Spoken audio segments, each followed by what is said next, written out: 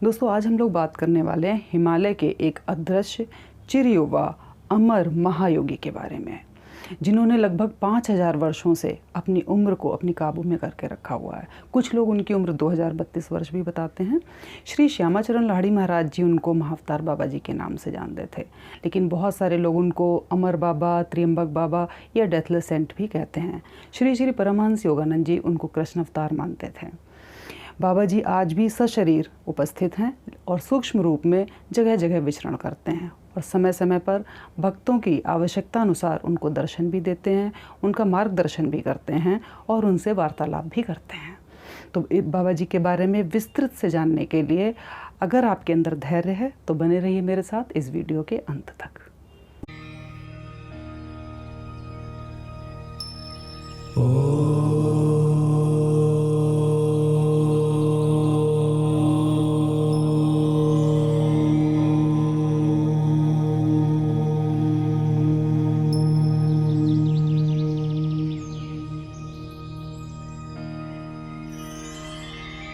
दोस्तों, सबसे पहले तो मैं ये कहना चाहूँगी कि बाबा जी की इच्छा के बिना मैं एक शब्द भी नहीं बोल सकती।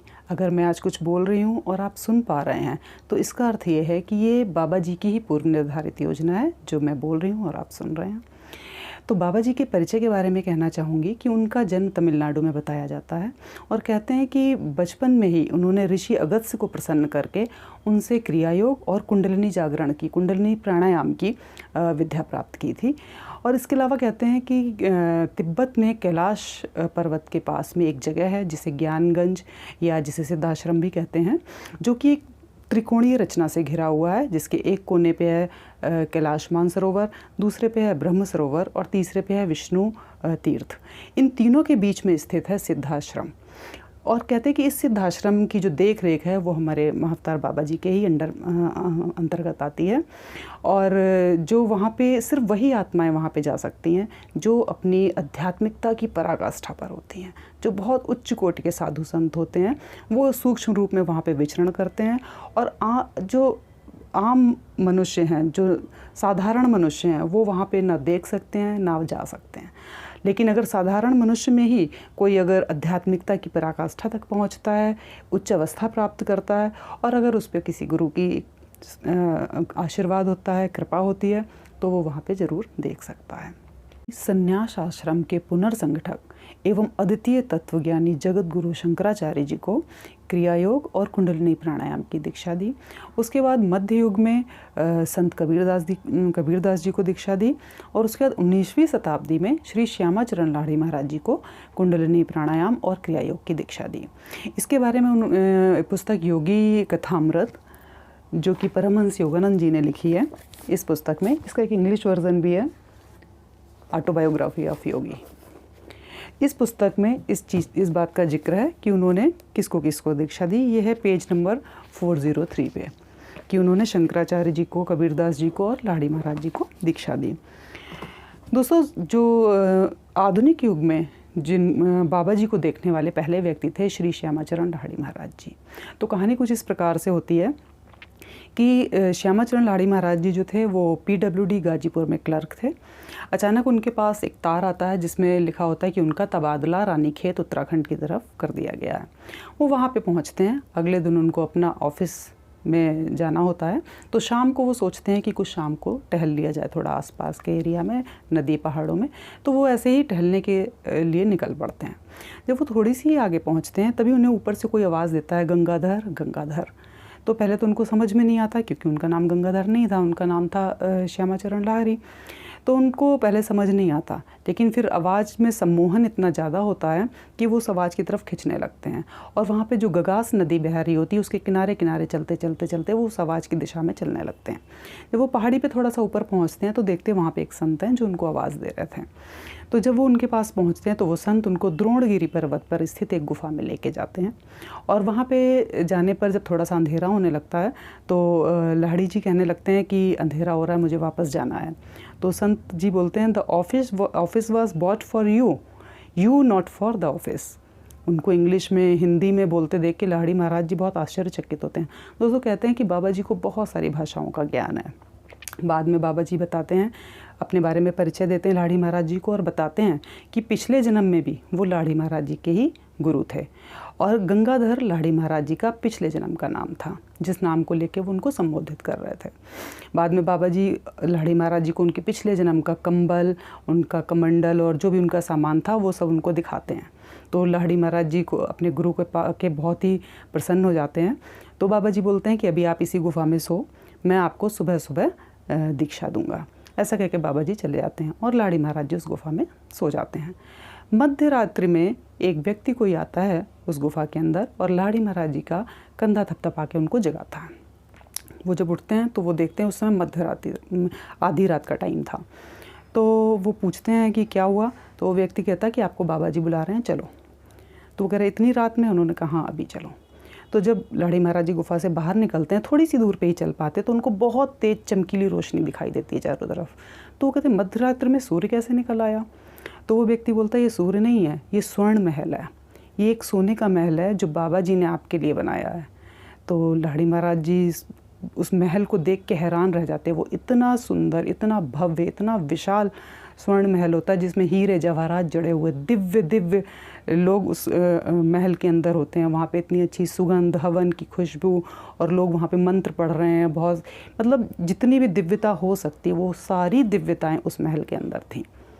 और वो बाबा जी ने इसलिए तैयार किया था कि लाड़ी महाराज जी की एक इच्छा थी कि कभी मैं ऐसे महल में देखूं, ऐसे महल में रहूं, ऐसे महल में घूमूं। तो उन्होंने उनको सारे कर्मों से निकालने के लिए, सारे बंधनों से मुक्त करने के लिए उस महल का वहाँ पे महल का निर्माण किया। पहाड़ों के ऊपर हवा में इतना बड़ा, इतना विशाल महल, इतना सुंदर महल कि जिसकी विस्तार पूर्वक बताया भी नहीं जा सकता, जिसको हम शब्दों में बता ही नहीं सकते, इतना सुंदर महल। फिर वो व्यक्ति लाड़ी महाराज जी को उस महल के अंदर लेके जाते हैं। तो जब बिल्कुल अंदर वाले कमरे में पहुंचते तो वहाँ पे एक बहुत भव्य सिंहासन होता है जिसके ऊपर बाबा जी बैठे होते हैं। फिर बाबा जी वहाँ पे लाड़ी महाराज जी को दीक्षा प्रदान करते हैं, सारा क्रिया योग सिखाते हैं, कुंडलिनी प्राणायाम सारी दीक्षा देते हैं उनको। और उसके बाद जब वो बाहर आते तो वो महल गायब हो जाता है। फिर लाड़ी महाराज जी वापस बनारस में आते हैं। बनारस में आके वो क्रिया योग की शिक्षा को आगे बढ़ाते हैं और लोगों तक पहुंचाते हैं। तो ये 1861 की घटना है जब लाड़ी महाराज जी ने बाबा जी के दर्शन किए थे। तो सबसे पहले दर्शन लाड़ी महाराज जी को ही हुए थे। और लाड़ी बाबा के बाद जो दूसरे दर्शन किए थे बाबा जी के, वो किए थे श्री युक्तेश्वर गिरी जी ने। श्री युक्तेश्वर गिरी जी श्री श्यामाचरण महाराज जी के ही शिष्य थे और उन्होंने बाबा जी के दर्शन किए थे इलाहाबाद में कुंभ के मेले में 23 नवंबर 1868 में, जिसके बारे में उन्होंने बहुत विस्तृत रूप से बताया है अपनी पुस्तक कैवल्य दर्शनम या होली साइंस में। ये इसका हिंदी वर्जन मेरे पास है, कैवल्य दर्शनम। इसमें उन्होंने बहुत डिटेल में बताया इसके बारे में। और इसमें ये बुक तो इतनी ज़बरदस्त है कि इसमें और भी बहुत सारी चीज़ें बताई गई हैं, काल के बारे में, समय के बारे में, बहुत ही अच्छी तरीके से युक्तेश्वर गिरी जी ने इसमें बताया। तो दूसरे दर्शन किए थे हमारे युक्तेश्वर गिरी जी ने। इसके बाद लाड़ी बाबा जी ने युक्तेश्वर गिरी को तो दीक्षा दी थी, साथ में उन्होंने साईं बाबा को भी दीक्षा दी थी। और इस बात का जिक्र कि उन्होंने साईं बाबा को दीक्षा दी है, लाड़ी बाबा ने अपनी पुस्तक पुराण पुरुष में की है। ये है पुराण पुरुष। इस पुस्तक में उन्होंने लिखा है कि इन्होंने ही साईं बाबा जी को दीक्षा दी थी। ये है इस पेज नंबर 33 पे, पेज नंबर 33 पे इस बारे में चर्चा की गई है। इसके बाद जो तीसरे दर्शन मिलते हैं बाबा जी के, वो मिलते हैं श्री श्री परमहंस योगानंद जी को 1920 में, जिसका उन्होंने बहुत अच्छे से वर्णन किया है अपनी पुस्तक ऑटोबायोग्राफी योगी या फिर ये योगी कथामृत जो मैं आपको दिखाई चुकी हूँ अभी। तो इस बुक में उन्होंने काफ़ी अच्छे से सारा डिटेल बताया हुआ है। इस बुक में तो ये बुक तो ऐसी ही है कि जिसने अगर एक बार पढ़ ली ना तो उसका जीवन तो पूरा चेंज ही हो जाता है। ट्रांसफॉर्मेशन बिल्कुल 100% होना ही होना है। इतनी दिव्य बातें, इतनी दिव्य चीज़ें इस किताब में लिखी हुई हैं कि अगर जिसने एक बार पढ़ लिया तो ये मेरा 100% विश्वास है कि वो उसका जीवन उसी पल से बदलना शुरू हो जाएगा। इतनी दिव्य पुस्तक है ये। खैर, हम आते हैं महाअवतार बाबा जी की बात पे। तो इस पुस्तक में 2 कहानियाँ, वैसे तो इसमें बहुत ही अच्छी अच्छी बहुत सारी चीज़ें हैं जो पढ़नी चाहिए सबको, लेकिन इसमें जो 2 कहानियाँ आती हैं जो बाबा जी से रिलेटेड है, मैं उनके बारे में बात करना चाहूँगी। इसमें एक स्टोरी आती है कि एक बार बाबा जी अपने भक्तों के साथ धूनी के चारों तरफ बैठे हुए थे। तभी उन्होंने अचानक से आग में से एक जलती हुई धूनी निकाल के और एक अपने पास बैठे भक्त के कंधे पे मार दिया, जिससे उसका पूरा कंधा जल गया। ये देख के श्यामाचरण राही महाराज को एकदम से समझ नहीं आया कि बाबा जी ने ऐसा क्यों किया। तो उन्होंने बाबा जी से पूछा कि आपने ऐसा क्यों किया बाबा जी? तो उन्होंने बताया कि इसकी मृत्यु अभी आग में जल के ही होनी थी, तो इसलिए ऐसा करके मैंने इसकी मृत्यु को हमेशा के लिए टाल दिया है। ऐसी एक दूसरी स्टोरी आती है कि एक बार एक व्यक्ति बाबा जी से दीक्षा लेना चाहता था और वो हिमालय पे बहुत ऊंचे तक चढ़ के बाबा जी के पास पहुंचा दीक्षा लेने के लिए, लेकिन बाबा जी ने मना कर दिया। तो उसने बहुत गिड़गिड़ाया, रोया दीक्षा के लिए, लेकिन बाबा जी ने बिल्कुल साफ मना कर दिया। तो उसने कहा कि मैं पहाड़ी से कूद जाऊँगा अगर आपने दीक्षा नहीं दी। तो बाबा जी ने कहा कूद जाओ, और वो पहाड़ी से कूद गया। जब वो पहाड़ी से कूद गया तो नीचे गिर के वो छत विक्षिप्त हालत में उसका पूरा शरीर हो गया। तो बाबा जी ने अपने भक्तों से बोला, जो भी उनके पास में बैठे थे, कि जाओ इसको उठा के लेके आओ। तो वो सारे नीचे गए और उसके शरीर को ऊपर लेके आए, जो बिल्कुल ही तहस नहस हो चुका था। बाबा जी ने उसको छुआ और छूते ही वो बिल्कुल ठीक हो गया और ज़िंदा भी हो गया। उसके बाद बाबा जी ने उसे अपना शिष्य बनाया। तो इस तरीके की 2 कहानियाँ इसमें आती हैं जो कि बाबा जी से रिलेटेड हैं। बाबा जी से रिलेटेड तो हज़ारों चीज़ें हैं दोस्तों, लेकिन मैं जो कुछ भी बता रही हूँ वो बहुत मेन चीज़ें ही आपसे डिस्कस कर पा रही हूँ, क्योंकि अगर पूरा बताऊँगी तो 2, 4, 6 घंटे लग जाएंगे इस वीडियो के। तो इसलिए मैं भी आपको मेन बातें ही बता रही हूँ। अब हम बात करते हैं इसके आगे की बात पे कि बाबा जी को इसके बाद और किसने देखा। वैसे बहुत सारे लोग दावा करते हैं देखने का, देखा भी होगा, लेकिन मैंने जो पढ़ा है और जो मैं जानती हूँ मैं उस बारे में बात कर रही हूँ। तो मैंने एक श्री अम जी की बुक भी पढ़ी थी, वो शायद नहीं है, हाँ है, उसमें भी उन्होंने लिखा है इसमें भी उन्होंने बाबा जी के बारे में बहुत डिटेल में बात की है, बताया कि वो बाबा जी से कैसे मिले, क्रिया योग उन्होंने कैसे सीखा, क्या बहुत हिमालय के संतों के बारे में बहुत कुछ बताया उन्होंने। तो ये भी बाबा जी के एक अच्छी बुक लगी मुझे, और इसमें जो भी था वो बहुत ही डिवाइन लगा मुझे। इसके अलावा दोस्तों बहुत सारे लोग हैं जो बाबा जी की गुफ़ा में जाते रहते हैं, जो बाबा जी से प्रभावित हैं, जो बाबा जी को अपना गुरु मानते हैं, अपना बाबा मानते हैं। बाबा जी की गुफ़ा उत्तराखंड में द्वारहाट से आके कुक्कू-चीना एक जगह पड़ती है। उस कुक्कू-चीना से 13 किलोमीटर आगे द्रोणागिरी पर्वत पर बाबा जी की गुफ़ा है, जहाँ पे बहुत सारे सेलिब्रिटीज़, जूही चावला, रजनीकांत, ये सब लोग भी जाते रहते हैं, और भी बहुत सारे लोग जाते रहते हैं। रजनीकांत तो बाबा जी के बिल्कुल बहुत ही अच्छे फॉलोअर हैं। उन्होंने क्रिया योग आश्रम है जो द्वारहाट में, उसके पीछे ही रजनीकांत ने अपना मेडिटेशन हाउस बनाया हुआ है। मैंने भी देखा है वहाँ पे, जब मैं बाबा जी की पालकी जो एक निकालते हैं आश्रम से लेकर उनकी गुफ़ा तक के लिए, तो उसमें मुझे शामिल होने का मौका बाबा जी ने दिया, और उसके बाद बाबा जी ने बहुत बार मुझे उस गुफ़ा में आने का मौका दिया। तो उस दौरान जब मैं द्वारहाट गई हुई थी तो मैंने फिर रजनीकांत का भी वो घर देखा, जहाँ पे वो मेडिटेशन करने के लिए 2-4 महीने में आते हैं और रुकते हैं और करते हैं प्रॉपर। रजनीकांत जी ने एक तमिल में एक फ़िल्म बनाई है बाबा 2002 में, जो कि महाअवतार बाबा जी के ही ऊपर उन्होंने वो फ़िल्म बनाई हुई है। इसके अलावा और भी बहुत सारे फॉलोअर्स हैं जो वहाँ पे जाते रहते हैं, और वो रास्ता इतना ख़तरनाक है, नीचे से लेके उस द्रोणागिरी पर्वत पे ऊपर पहुँच के गुफ़ा तक का जो रास्ता है वो बहुत ही ख़तरनाक है। मतलब वो ऐसा रास्ता है कि एक उतनी सी जगह में बस एक ही बंदा चल सकता है, और ज़रा सा भी पैर स्लिप हुआ तो नीचे खाई। बहुत ही ख़तरनाक रास्ता है, लेकिन मैं बहुत ही खुशकिस्मत रही हूँ कि बाबा जी ने मुझे बहुत बार मौके दिए वहाँ पे आने के लिए।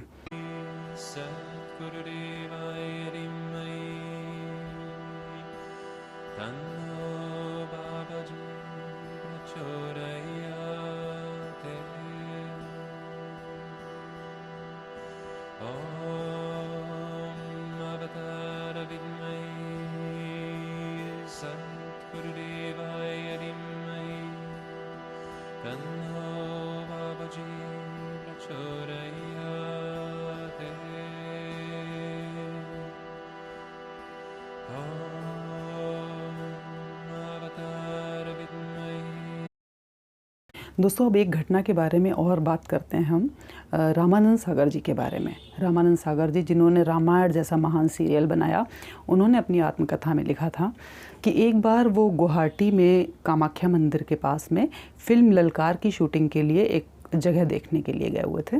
तो जब वो गुवाहाटी में वहाँ पे पहुँचे तो उन्होंने कामाख्या देवी के मंदिर के दर्शन किए। उसके बाद वो उस मंदिर के चारों तरफ परिक्रमा लगा रहे थे, और उनके साथ उनका बेटे प्रेम सागर भी थे उनके साथ में। तभी क्या हुआ, जब वो परिक्रमा लगा रहे थे, एक छोटी सी बच्ची उनके पास आई और बोली कि वो सामने पेड़ के नीचे एक साधु जी बैठे हैं, वो आपको बुला रहे हैं। तो रामानंद सागर ने सोचा यहाँ पे मुझे कोई जानता नहीं, मुझे कैसे कोई बुला सकता है, लेकिन फिर सोचा पता नहीं कौन है, चलो देखते हैं। तो रामानंद सागर आगे आगे चल रहे थे और उनके बेटे प्रेम सागर पीछे पीछे चल रहे थे और साथ में वो छोटी लड़की बीच में ही थी। देखते देखते वो लड़की बीच में से गायब हो गई। लेकिन तब प्रेम सागर ने देखा उसको गायब होते हुए, लेकिन एकदम से उनको लगा कि शायद मैं देख ना पाया हूँ और वो इधर उधर हो गई होगी, शायद ध्यान नहीं दिया। उसके बाद जब वो पेड़ के पास तक पहुँचे तो रामानंद सागर, वहाँ पे बहुत सारे साधु बैठे हुए थे, एक संत बीच में बैठे थे और बाकी उनके चारों तरफ बैठे हुए थे। तो रामानंद सागर ने उनसे पूछा कि आपने मुझे बुलाया, क्या हुआ?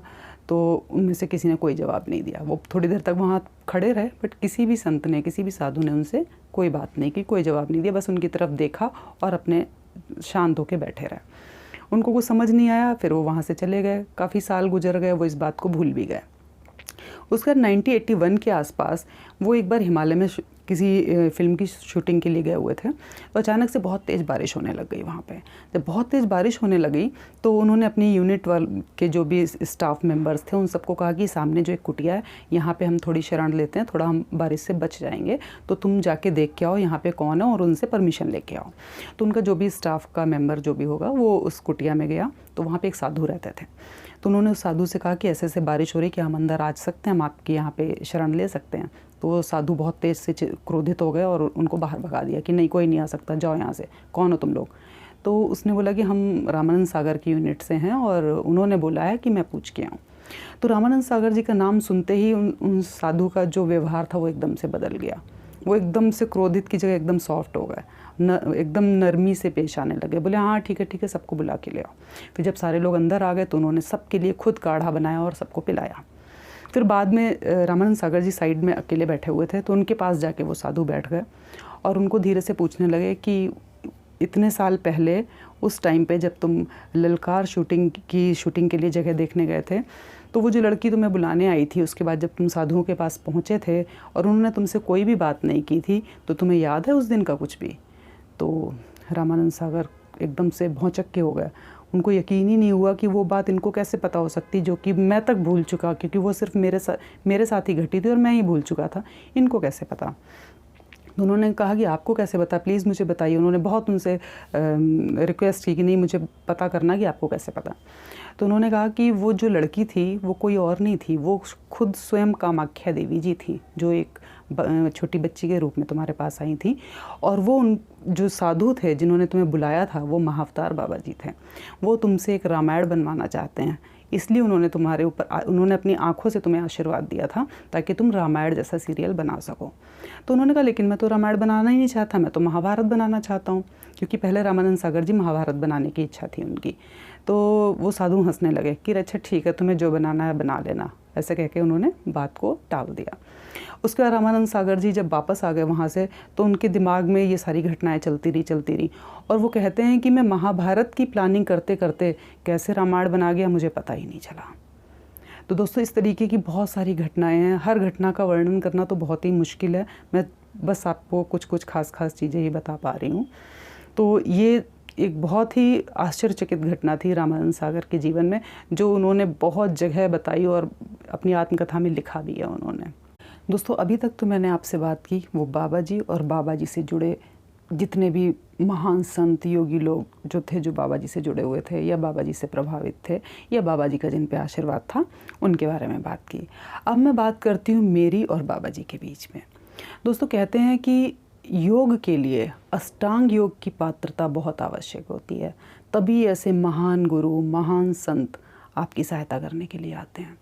और अगर मैं अपनी बात करूं दोस्तों, तो अष्टांग योग तो छोड़िए, मुझे तो योग के नाम पे सिर्फ यही पता था कि बस कपालभाति, भस्त्रिका, प्राणायाम ये सब कर लिया, बस यही योग है। आध्यात्मिकता और धार्मिकता में मुझे कोई डिफरेंस नहीं पता था। हाँ बस मुझे जैसे होते हैं 90% लोग ऐसे ही होते हैं, पूजा पाठ कर लिया, व्रत कर लिया, उपवास कर लिया, बस इसी को ही मैं आध्यात्मिकता, धार्मिकता सब यही समझती थी। आज से 5 साल पहले तक हुआ गया दोस्तों मेरे साथ, क्या घटना ऐसी घटी कि मेरा जीवन बाबा जी ने एकदम से ट्रांसफॉर्म किया। मैं उस बारे में बताना चाहती हूँ आपको। 2016 की बात है, अक्टूबर 2016 की बात है और ये अक्टूबर ही चल रहा है, 5 साल पूरे हो गए। तो 2016 की बात है, मेरे किसी नोन टू का मेरे पास फ़ोन आता है और वो कहते हैं कि उनके कोई मित्र हैं जो इलाहाबाद में हैं। इलाहाबाद में हाई कोर्ट में वो सब रजिस्ट्रार थे। तो उनको कुछ प्रॉब्लम थी, तो उनको हॉस्पिटल में दिखाने आना था। तो मैं एक हॉस्पिटल में काम करती हूँ, तो उन्होंने सोचा कि वो मुझसे कंसल्ट कर लेंगे, तो मैं उनको बुला के डॉक्टर से उनका चेकअप करवा दूँगी, या जो भी सहायता हो पाएगी वो मैं कर दूँगी। तो उन्होंने इस रिगार्डिंग मुझे फ़ोन करके पूछा कि ऐसे ऐसे मेरे मित्र को भेज दूँ। तो मैंने कहा कोई बात नहीं, मैं दिखवा दूँगी। तो वो आए, उन्होंने दिखाया, जो भी था डॉक्टर से कंसल्ट किया, जो भी मेरे से सहायता हो सकती थी वो मैंने उनकी सहायता की एज ए हॉस्पिटल एम्प्लॉई। उसके बाद जब वो 1 महीने के बाद दोबारा आए फॉलोअप के लिए, तो वो मेरे लिए 2 फ़ोटो लेके आए, जो उन्होंने मुझे गिफ्ट की। तो जब मुझे वो हॉस्पिटल में मिले तो उन्होंने मुझे बस वो पैकेट एक दे दिया कि बेटा तूने बहुत सहायता की, तेरे ऊपर मेरा आशीर्वाद है, और ये फ़ोटो, ये गिफ्ट मैं तुम्हारे लिए लाया हूँ, ये रख लेना। तो वो लेके मैं आ गई। आके मैंने घर में रख दिया, मैं भूल गई, याद ही नहीं रहा कि मेरे बैग में वो पैकेट है। रात को 11 साढ़े 11 बजे के आसपास मुझे याद आया कि वो एक पैकेट मेरे बैग में रखा, ज़रा देखती हूँ उसमें क्या है। क्यूरियोसिटी हुई कि देखूँ क्या है। भूल गई तो भूल गई, लेकिन याद आया तो क्यूरियोसिटी हुई। फिर मैंने जब बैग में से वो पैकेट निकाला, उसको खोला, उसमें 2 फ़ोटो थी। एक फ़ोटो कृष्ण जी की थी और एक बाबा जी की थी। मैं दिखाती हूँ आपको। ये 2 फ़ोटो उन्होंने मुझे गिफ्ट की, ये कृष्ण जी की और ये फ़ोटो बाबा जी की। तो जब ये दोनों फ़ोटो मैंने ली,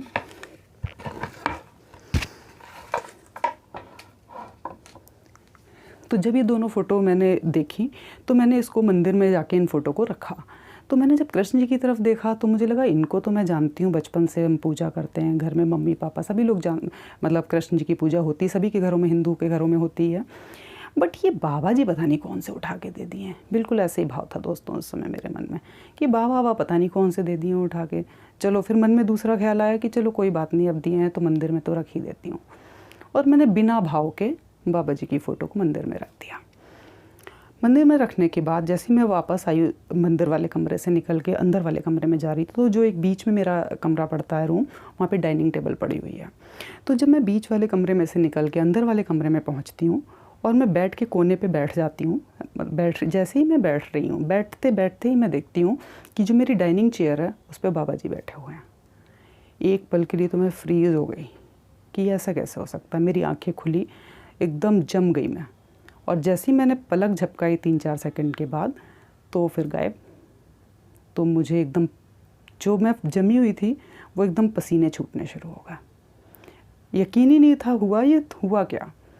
फिर 15-20 मिनट में जब माइंड थोड़ा सेट हुआ तो फिर लगा शायद हेलुसिनेशन होगा, वहम होगा। बट फिर मैंने सोचा साइंस स्टूडेंट हूँ, मेडिकल हॉस्पिटल में काम करती हूँ, तो इतनी जल्दी चीज़ों पे बिलीव नहीं कर सकती ना। तो मैंने सोचा कि शायद लेकिन हेलुसिनेशन अगर होता तो हेलुसिनेशन तो तब होता है जब हम किसी चीज़ को बहुत सोचते हैं, हमारे दिमाग में विचारधाराएं चलती रहती हैं, हम सोचते रहते हैं किसी चीज़ को, तो हमें वो चीज़ें दिखाई देने लग जाती हैं। वहम भी तब होगा जब मैं उन बाबा का तो नाम भी नहीं जानती ढंग से, तो वो मुझे हेलुसिनेशन में कैसे दिख सकते हैं, मेरे वहम में कैसे आ सकते हैं। बट जो भी है दोस्तों, हो सकता है वहम हो सकता है हेलुसिनेशन। मेरा विषय ये नहीं है कि वो दिखे या नहीं दिखे। मेरा विषय सिर्फ ये है कि उस पल से और आज इन 5 सालों में बाबा जी ने मुझे फर्श से अर्श पे पहुंचा दिया। उन्होंने सूक्ष्म रूप से मेरी इतनी सहायता की। सांसारिक चीज़ों की बात नहीं कर रही हूँ, वो तो अप डाउन चलते रहते, उसकी उन्नति हो ना हो वो फ़र्क नहीं पड़ता। बात है कि उन्होंने मेरी आत्मा की इतनी उन्नति की, उन्होंने मेरी आध्यात्मिकता की इतनी उन्नति की, जो मुझे यही नहीं पता था आध्यात्मिकता होती क्या है, मुझे यही नहीं पता था योग होता क्या है। जिस चीज़ में मैं ज़ीरो थी, उन्होंने मुझे इतनी स्पीडली कवर अप कराया। एक से एक साधु संत, एक से एक आश्रम, मंदिर, पहाड़, कंदराएँ, किताबें, मतलब क्या नहीं उन्होंने मुझे प्रोवाइड कराया। ऐसे ऐसे जरिया, ऐसे ऐसे मीडिएटर्स बनाए कि मुझे सारी चीज़ें यूँ क्रिस्टल क्लियर नज़र आने लग गया, सारा कुछ दिखने लग गया, समझने लग गया। अपने आप यात्रा ऐसे भगाई उन्होंने 2-2.5 साल तक, तो जैसे कि 20-25 साल की यात्रा करी हो मैंने। इतनी तेज़ी से सब कुछ बदला, और चीज़ें इतनी तेज़ी से बदल रही थी दोस्तों कि मुझे समझ ही नहीं आ रहा था कि ये हो कैसे रहा। मेरी लाइफ का जो तरीका था वो एकदम चेंज हो गया, मेरे सोचने का तरीका एकदम चेंज हो गया, सारी चीज़ें एकदम अपोजिट होने लग गई थी। तो मुझे घबराहट हो रही थी कि एकदम से ऐसा कैसे हो रहा है। तो फिर लगा कि मेरे कर्म तो इतने अच्छे नहीं हैं जो मुझे इतने बड़े संत अपना हाथ मेरे सर पे रखें। तो हो ना हो ज़रूर ये मेरे पिछले जन्म का कुछ प्रारब्ध रहा होगा। जैसे ये ख्याल मन में आया और आप यकीन नहीं करेंगे, अगले ही दिन मुझे एक ऐसा जरिया मिल गया जो मुझे ये बता सके कि मेरा पिछला जन्म क्या था। हुआ क्या कि डॉक्टर तृप्ति जैन है, शायद आप जानते होंगे, डॉक्टर तृप्ति जैन बॉम्बे में हैं, और उनका एक काफ़ी साल पहले एक सीरियल आता था राज पिछले जन्म का, जिसको वही होस्ट करती थी। और राज पिछले जन्म का में जो PLR होती थी, पास्ट लाइफ रिग्रेशन थेरेपी जो होती थी, वो डॉक्टर तृप्ति जैन ही करती थी। तो 2019 में, मार्च 2019 में वो दिल्ली आई हुई थी। तो बस मेरे को जरिया मिल गया और मैं पहुंच गई उनके पास। जब मैं उनके पास पहुंची तो एक और आश्चर्यजनक घटना हुई दोस्तों, कि मैंने जैसे ही एंटर किया और मैं उनके पास पहुंची, उनकी टेबल पे बाबा जी की फ़ोटो रखी हुई थी। तो मेरे तो एकदम से रोंगटे खड़े हो गए वो देख के, और आंखों में आंसू आ गए कि यहाँ पे भी बाबा जी। तो मैंने उनसे पूछा कि बाबा जी की फ़ोटो यहाँ कैसे है? तो उन्होंने बोला कि मैं इनकी आज्ञा के बिना कुछ भी नहीं करती, पहले मैं इनसे आशीर्वाद लेती हूँ, उसके बाद कुछ करती हूँ। तो वहाँ पे मैंने अपना पास्ट लाइफ रिग्रेशन कराया, तो मुझे पता चला कि बाबा जी पिछले जन्म में भी मेरे गुरु थे। क्योंकि जो मुझे कमरा दिखाई दे रहा था पास्ट लाइफ का, तो उसमें एक बहुत बड़ा सा पोस्टर, दीवार के बराबर का पोस्टर बाबा जी का लगा हुआ था। और भी कुछ एक आध चीज़ें जो दिखाई दी, उससे पता चला कि पिछले जन्म में भी बाबा जी का पूरा आशीर्वाद था मेरे ऊपर।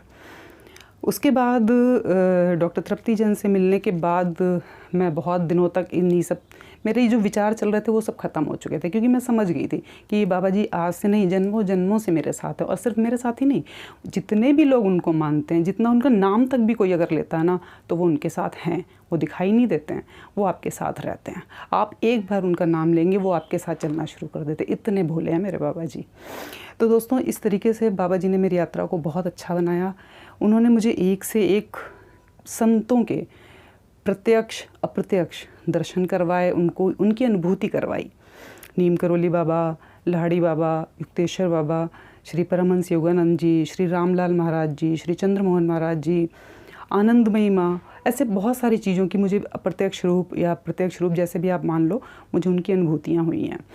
और सबसे मेन बात, उन्होंने क्रिया योग के लिए मुझे योगदा जैसा प्लेटफॉर्म दिया। उन्होंने, मतलब मैं तो इतनी खुशकिस्मत हूँ कि मुझे बाबा जी ने मेरी लाइफ को ही बदल दिया। बाहरी रूप से क्या चल रहा, क्या हो रहा, मुझे कोई फ़र्क नहीं पड़ता, लेकिन आंतरिक जो मेरी इंटरनल जर्नी है, वो बाबा जी ने बहुत स्पीड में करवाई है। और दोस्तों, जीवन में क्या चाहिए? अगर कोई इतना बड़ा गुरु, इतना बड़ा संत हर पल आपके साथ है, आप उसको हर पल महसूस कर सकते हो, इसके अलावा तो जीवन में कुछ और चाहिए ही नहीं होता है। इसीलिए मैं बाबा जी को सिर्फ बाबा जी नहीं, वो मेरे परम पिता हैं, मैं उनको अपना परम पिता कहती हूँ। और मैं ये भी मानती हूँ कि जो भी उनको मानेगा, जानेगा, तो वो उनके साथ हर समय अपने आप को उनसे कनेक्ट पाएगा। ये मेरा पर्सनल 5 सालों का एक्सपीरियंस है दोस्तों, बाबा जी की आध्यात्मिक अवस्था मानव की आकलन शक्ति से बिल्कुल परे है। सामान्य मनुष्य उनकी परावस्था को कभी भी नहीं समझ सकता। और बाबा जी का इस समाज में कार्य ये है कि जो भी अवतार इस समाज में आते हैं कुछ विशेष कार्यों को करने के लिए, उन विशेष कार्यों में उन अवतारों की सहायता करना, यह है बाबा जी का कार्य। इसीलिए उन्हें शास्त्रीय वर्गीकरण के अनुसार कहते हैं महाअवतार। तो दोस्तों, आज मैं आपसे ये नहीं कहूँगी कि अगर आपको मेरा वीडियो अच्छा लगा हो तो लाइक करें, सब्सक्राइब करें, शेयर करें। आप कुछ मत करिए। आप सिर्फ एक काम ये करिए कि अगर आपको लगता है कि इस वीडियो में कुछ भी 1% भी ऐसी जानकारी है जो किसी साधक के काम आ सकती है, जो योग से, साधना से संबंधित लोग हैं, उनके काम आ सकती है, तो प्लीज़ आप इस वीडियो को उनके साथ शेयर ज़रूर कीजिएगा। ओम क्रिया बाबा जी नमः ओम, ओम महाअवतार बाबा जी नमः ओम।